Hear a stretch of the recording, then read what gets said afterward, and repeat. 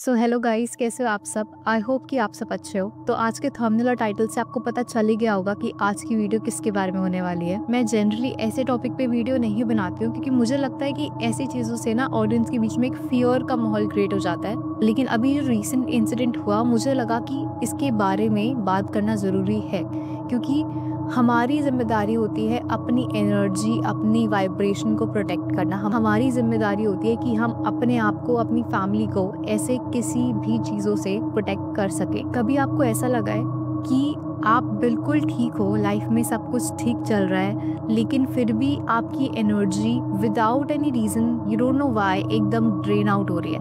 आपको ऐसा लग रहा है कि आपकी एनर्जी अंदर से कोई खा रहा है। और कोई ऐसे मोमेंट्स हुए हैं जिनको देख के लगता है कि इनके पीछे कोई लॉजिकल रीज़न है ही नहीं। मैं इसको कैसे एक्सप्लेन करूं। सो गाइस, आज की कहानी सिर्फ ब्लैक मैजिक के बारे में नहीं है। ये एक रियल इंसिडेंट है, एक ऐसा इंसिडेंट जो कभी भी किसी के साथ भी हो सकता है, even with you and me. ये इंसिडेंट जिस लड़की के साथ हुआ है, लेट्स कॉल हर मीरा। तो शी वॉज माई पुराने ऑफिस की वन ऑफ माई कलीग्स जो मेरे साथ अभी भी टच में थी।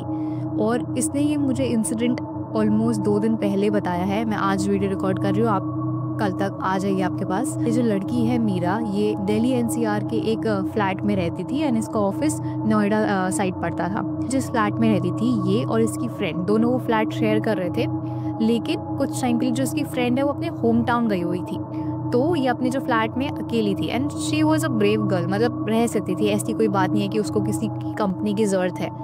ठीक है, होता क्या है कि लगातार 7-8 दिन से उसकी जो आँख है वो रात को एक स्पेसिफिक टाइम पे खुलने लग गई। ये उसको बहुत ज़्यादा ऑड लगा, मतलब एक ही टाइम पे उसकी आँख खुल जाती है। जब ये इंसिडेंट उसके साथ पहली बार हुआ, उसे लगा कि शायद से मेरी फ्रेंड यहाँ पर नहीं है, मैं अकेले सो रही हूँ, तो शायद से इसलिए ऐसा हुआ होगा।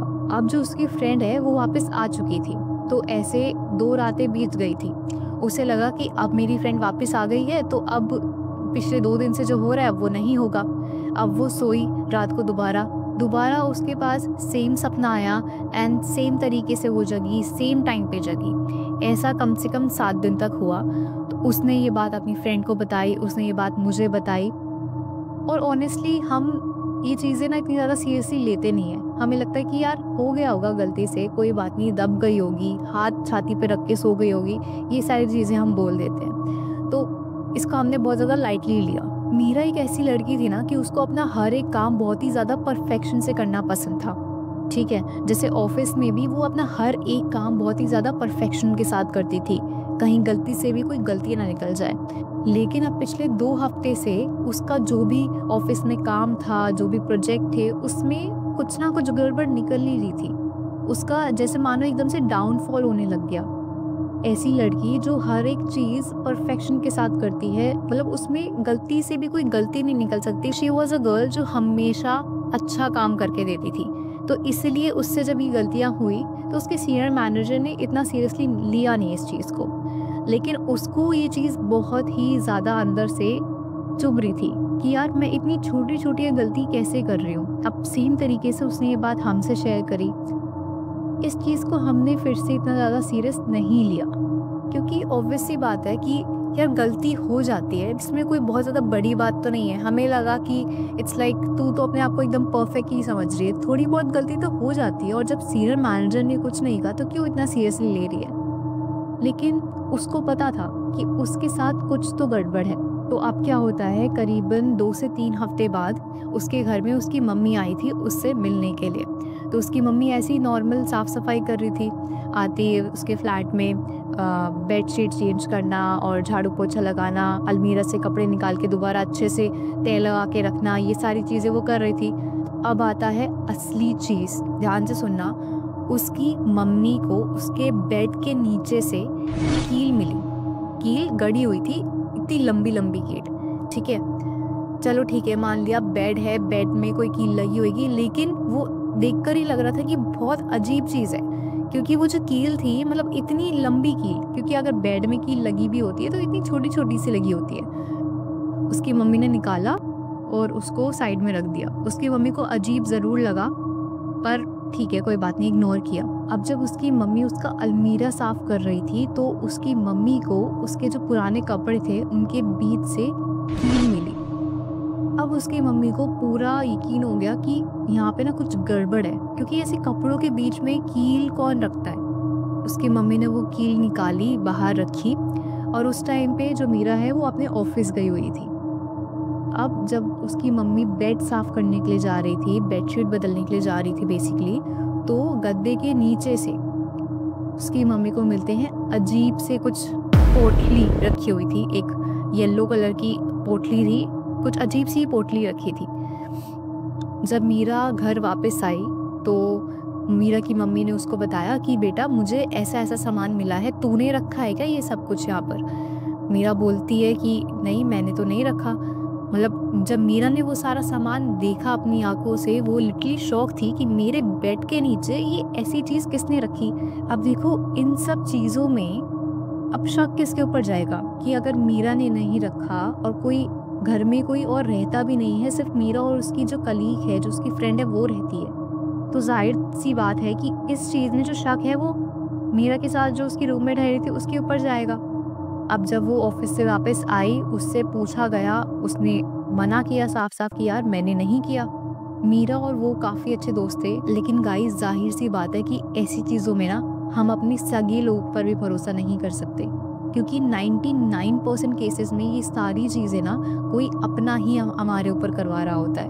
अब मीरा और मीरा की मम्मी ने अपनी रूममेट पर विश्वास कर लिया कि शायद नहीं, इसने नहीं किया होगा, हो सकता है कि कोई और आ गया हो, किसी और ने कर दिया हो, क्योंकि वो जो लड़की थी ना वो अभी की नहीं थी, वो उसकी लाइक स्कूल टाइम से फ्रेंड थी एंड दोनों एक ही फ्लैट में रहते थे, लेकिन उनका जो ऑफिस है वो डिफरेंट था।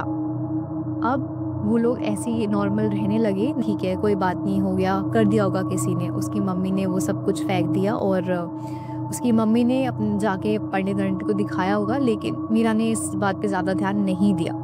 अब होता क्या है कि सैटरडेज़ और वीकेंड्स को ना बेसिकली मीरा और उसके दोस्त उसके फ्लैट पे चिल आउट करने के लिए आते थे, क्योंकि मीरा एक ऐसी लड़की थी जो कि फ्लैट में रह रही थी और बाकी सब लोग अपने अपनी फैमिलीज़ के साथ रहते थे। अब क्या होता है कि वो लोग आराम से बैठे होते हैं, मूवी देख रहे होते हैं, पॉपकॉर्न्स खा रहे होते हैं। अब गाइस ध्यान से सुनना, क्योंकि अभी तक तो हमें यही लग रहा था कि जो मीरा की रूममेट है उसी ने सब कुछ किया होगा, क्यों अब भी वो उसी के साथ रह रही है। मीरा ने ग्लास में कोल्ड ड्रिंक्स निकाल के रखी हुई थी, किचन में रखी थी, अब वो लानी थी। मीरा को आ रहा था आलस। मीरा ने अपनी फ्रेंड से बोल दिया, जो कि उसकी ऑफिस कलीग थी, लेट्स कॉल हर शालिनी, तो वो उसके साथ ऑफिस में काम करती है। उससे बोल दिया कि यार तू जाके ड्रिंक्स लिया। शालिनी गई वहाँ पे किचन में और उसने कुछ निकाला अपनी पॉकेट से और उसने वो एक ड्रिंक में मिला दिया। सारी ड्रिंक में नहीं मिलाया, सिर्फ एक ड्रिंक में मिला दिया, और ये चीज़ देख ली मीरा की रूममेट ने। अब शालिनी ने क्या किया कि वो जिस ड्रिंक में उसने कुछ मिलाया है उसको एकदम अलग से रख दिया और बाकी ड्रिंक्स को एक साइड रख दिया। मीरा की रूममेट ने सब कुछ देख लिया था, वो जल्दी से बाहर गई। बाहर जाके उसने मीरा को बताया कि उसने शालिनी को ये करते हुए देखा है, और अगर तुझे मुझ पे भरोसा नहीं है तो उसकी राइट पॉकेट चेक कर ले जीन्स की। मीरा बिल्कुल शॉक में थी। शालिनी मीरा की एक अच्छी फ्रेंड बन गई थी ओवर टाइम, लेकिन ऑब्वियसली उसको अपनी फ्रेंड की बात पर भी भरोसा था। तो जब शालिनी आई और उसने मीरा को वही सेम ग्लास ऑफर किया जिसमें उसने कुछ मिलाया है, उसका शक यकीन में बदल गया। मीरा ने शालिनी की पॉकेट चेक करी और उसको उसकी पॉकेट से वही जो पोटली है वो मिली, पाउडर वाली, and it was very much evident कि ये सब किसने किया था। अब आप सोच रहे होंगे कि जब फ्लैट में सिर्फ और सिर्फ मीरा और उसकी रूममेट रहती थी, तो वो पोटली, वो कील, वो सब किसने लगाया। मीरा मुझे ये सब कुछ बता रही थी, तो मैंने भी उससे यही सेम सवाल पूछा। मीरा ने मुझे बताया कि हर वीकेंड पर उसके जो फ्रेंड्स हैं वो उसके फ्लैट पर आते हैं पार्टी करने के लिए। तो हो सकता है कि जब वो उसके फ्लैट पर आई हो तब शालिनी ने वो सारी चीज़ें उधर रख दी हो। ऑनेस्टली इस इंसिडेंट के बाद वो बहुत ज़्यादा शॉक में थी कि यार मैं सोच भी नहीं सकती थी कि शालिनी कुछ ऐसा कर सकती है। और जब रीज़न पता चला कि उसने ऐसा क्यों किया, देन शालिनी ने खुद से कन्फेस करा कि तू हर एक चीज़ में बहुत ज़्यादा अच्छी थी, मैं बस चाहती थी कि तेरा जो काम का परफेक्शन है वो डाउन हो जाए। और वो तो साफ साफ दिख ही रहा था। कि उसकी ऑफिस की प्रेजेंटेशंस, उसका काम, उसमें बहुत ज़्यादा फ़र्क आने लगा था, उसका डाउनफॉल होने लगा था। मतलब ये सारी चीज़ें करवाई एंड सिर्फ और सिर्फ आउट ऑफ जेलेसी कि मैं ज़्यादा अच्छी पोजीशन पर आ जाऊँ। I think this is one of the ugliest thing that someone can do to someone. लेकिन ऑब्वियसली ऐसे केसेस होते हैं, तो ये हमारी रिस्पॉन्सिबिलिटी होती है कि हम अपनी एनर्जी को और अपने आप को किस तरीके से प्रोटेक्ट करें। और अब मीरा ने मुझे एक और चीज़ बताई कि शालिनी स्पेशली उसके लिए कभी कभार रोज़ कुछ ना कुछ मिठाई लाती थी, जो वो सिर्फ उसी के लिए लाती थी। और तब उसको कनेक्ट हुआ कि क्यों वो सिर्फ और सिर्फ मेरे लिए स्पेशली मिठाई लाती है। अपनी प्रोटेक्शन, अपनी एनर्जी को प्रोटेक्ट करना हमारी खुद की जिम्मेदारी होती है। तो इसलिए काफ़ी ज़्यादा इम्पॉर्टेंट है कि कुछ चीज़ों का आप ध्यान रखो। तो यहाँ पे भी कुछ ऐसी चीज़ें हैं जो मैं अभी आपको लिस्ट करके बता रही हूँ, और ये काफ़ी ज़्यादा इम्पॉर्टेंट है अपने आप को ऐसी चीज़ों से प्रोटेक्ट करने के लिए। क्योंकि आई वॉज कम्प्लीटली शॉक्ड। ये चीज़ मेरी खुद की फ्रेंड के साथ हुई है, जिसके साथ मेरा उठना बैठना है, तो ये मेरे लिए बहुत बहुत ज़्यादा बड़ी बात थी। उससे पहले तो ये कहा जाता है कि किसी भी चौराहे रास्ते पे आप मत गुजरो। जो भी चौराहे रास्ता होता है, मतलब कि जहाँ पे चारों तरफ से रास्ता जा रहा होता है, वहाँ से मत जाओ बीचों बीच। और वहाँ पे अगर कुछ रखा हो तो उसको छूना तो दूर, उसकी तरफ देखो भी मत। दूसरी चीज़ कि अपने जो भी पर्सनल आइटम्स होते हैं, आपके कपड़े, आपका कुछ भी, आपका जो पर्सनल सामान है, उसको कम से कम किसी दूसरों के साथ शेयर करो। तीसरी चीज़, अगर आपके साथ ऐसा कुछ हुआ भी है तो आउट ऑफ फियर किसी तांत्रिक के पास I would suggest you to not to go. क्योंकि ऑनेस्टली ऐसे लोग क्या करते हैं कि वो आपकी प्रॉब्लम सॉर्ट आउट कर देंगे और ऊपर से कोई और चीज़ आपके ऊपर छोड़ देंगे, ताकि आप उनके पास दोबारा दोबारा आते रहो और उनका पैसा बनता रहे। सारे ऐसे नहीं होते फॉर श्योर, लेकिन ऐसे कुछ केसेस होते हैं। चौथी चीज़, अपने घर में कोई भी खंडित मूर्ति, कोई भी टूटी हुई चीज़, कोई भी ड्राइड फ्लावर जो कि एकदम मुरझा गए हैं, ऐसी चीज़ें अपने घर में मत रखो, क्योंकि ऐसी चीज़ें नेगेटिव एनर्जीज़ को अट्रैक्ट करती हैं। अब कुछ ऐसी चीज़ें जो आप कर सकते हो अपने घर में, ताकि एक पॉजिटिव वाइब बनी रहे और आपकी जो एनर्जी है वो एकदम प्रोटेक्टेड रहे। अब देखो गाइस, किसी ने आपके ऊपर कुछ भी करवा दिया हो ना, आपको असर नहीं पड़ सकता जब तक आपकी एनर्जी लो वाइब्रेशन स्टेट में नहीं है। अगर आपकी एनर्जी बहुत ज़्यादा लो वाइब्रेशन स्टेट में है, मतलब कि आप एकदम स्ट्रेस्ड आउट रहते हो, आपका जो एनर्जी हो एकदम लो है, तो ये सारी चीज़ें आपको एकदम से अट्रैक्ट कर लेती हैं।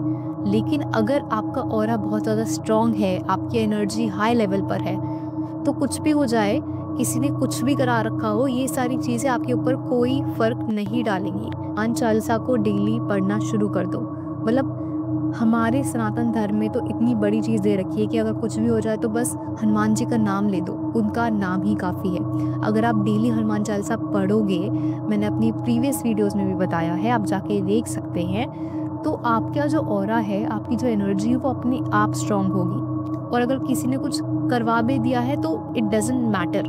और ये तभी होगा जब आप ज़्यादा से ज़्यादा अपने धर्म से, अपने स्पिरिचुअल एनर्जी से कनेक्ट करोगे। और अपने घर की एनर्जी को पॉजिटिव रखने के लिए आप नमक वाला पोछा भी लगा सकते हो। दूसरा, आप कैम्फर यानी कि कपूर गूगल लोबान के साथ पूरे घर में आप उसकी ध्वनि दे सकते हो जलाकर।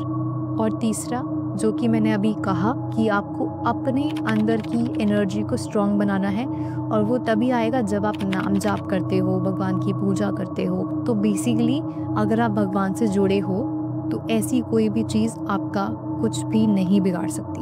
मीरा की फैमिली ने ऑब्वियसली कुछ रिचुअल्स करे, जिसकी वजह से वो एकदम परफेक्ट फिट एंड फाइन है अभी। लेकिन उसके साथ ये जो हुआ, उसके लाइफ टाइम ट्रॉमा छोड़ के चला गया उसके लिए, क्योंकि अब वो कभी भी किसी पे इतनी आसानी से भरोसा नहीं कर पाएगी।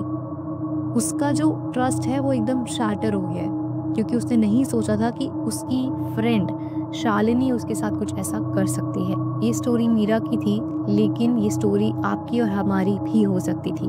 सो इट्स इम्पॉर्टेंट कि हम अपनी एनर्जी को प्रोटेक्ट करें। तो अगर आप अपनी एनर्जी को मैक्सिमम तरीके से प्रोटेक्ट करना चाहते हैं, मेरी नेक्स्ट वीडियो ज़रूर देखिएगा, जो कि जल्द आएगी। तब तक के लिए बाय बाय, राधे राधे।